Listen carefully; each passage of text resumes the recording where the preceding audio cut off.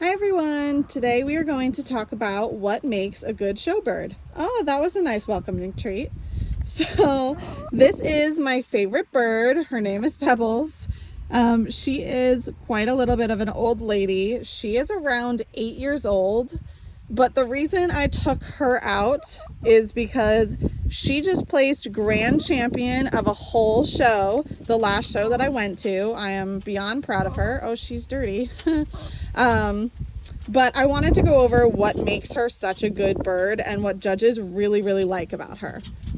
So I'm not going to go into too much detail here because I want everyone to do their research and read the Standard of Perfection. I think that is a great way to learn.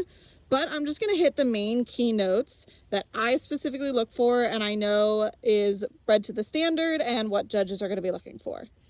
So now you can't really see it too much in the video, but she's got that green kind of iridescent on her feathers, and that is what we call sheen.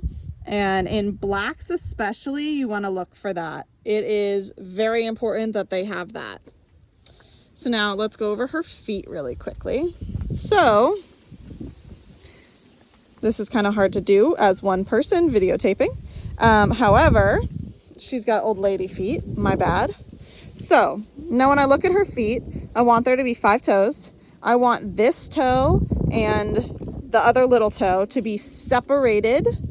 You do not want them conjoined. Every single toe also needs a toenail. I also love her feathers on her feet. So that is the same with her other foot. You want to make sure that they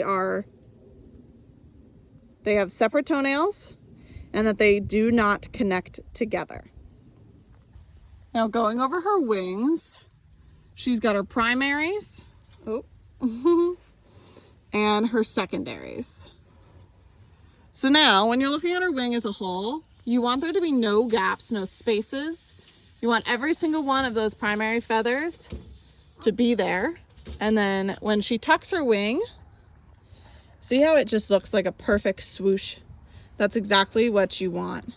And you want these feathers to be covering her primaries. You do not want them to be exposed if it would look like, okay, she's not gonna let me do it, but you get the picture. So now that's wings.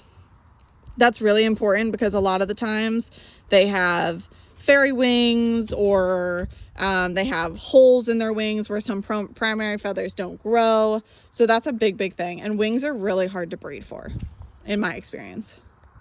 Okay, so now she's kind of standing, almost presenting in a way. Typically she'd have her head back a little bit more and her chest out a little bit more.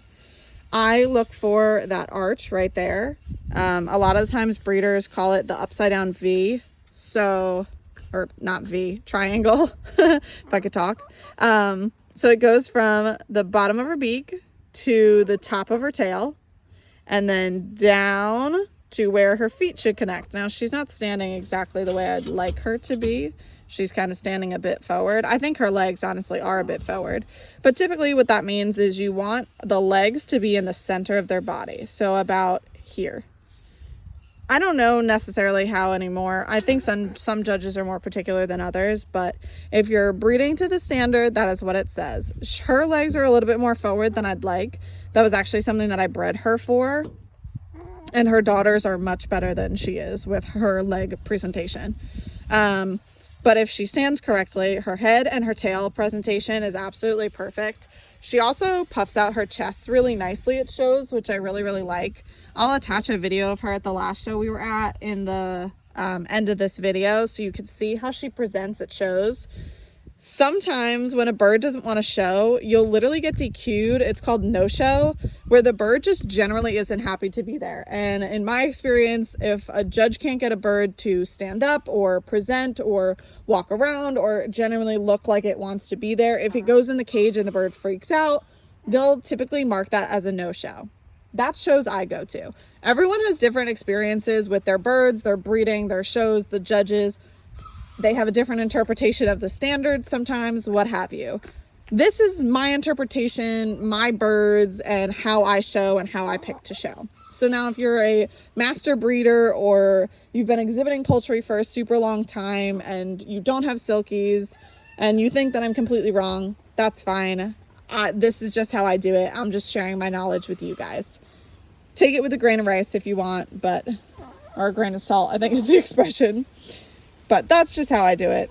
Now with her front, she's got a really dark beak, which I love. So now you can kind of see how she's looking at us now. She's getting annoyed that I'm looking at her, but she's got a really, really even crest. Like, look at that. Perfect. I absolutely love that. Nice big pom-pom right on top of her head. So I look for that a lot. I also look for a really full beard. I really enjoy having the beards. You can kind of see, you can see her eyes and her blue earlobes, which are important to look for too. So now when I'm looking for a bird, I want to see their eyes. When I pick them up and look at them eye level, I want to see their eyes. And a lot of judges do too. That is the standard. They're not supposed to have huge giant crests where they can't see anything. They're supposed to be able to have a line of sight through those feathers. So that's a really important thing that I look for, that I think judges should look for. And then I look for this triangle almost in her back feathers, in her like plumage back there. I just generally really like that in my birds. I think it's a nice thing for judges to look for, and it just makes their tail just look so much better. So that's what I do. May not be the most fancy terminology or the best explanation of what a perfect show silkie should look like, but it is my explanation, and I really hope you guys enjoyed it, and I hope that you will subscribe and continue watching. Bye.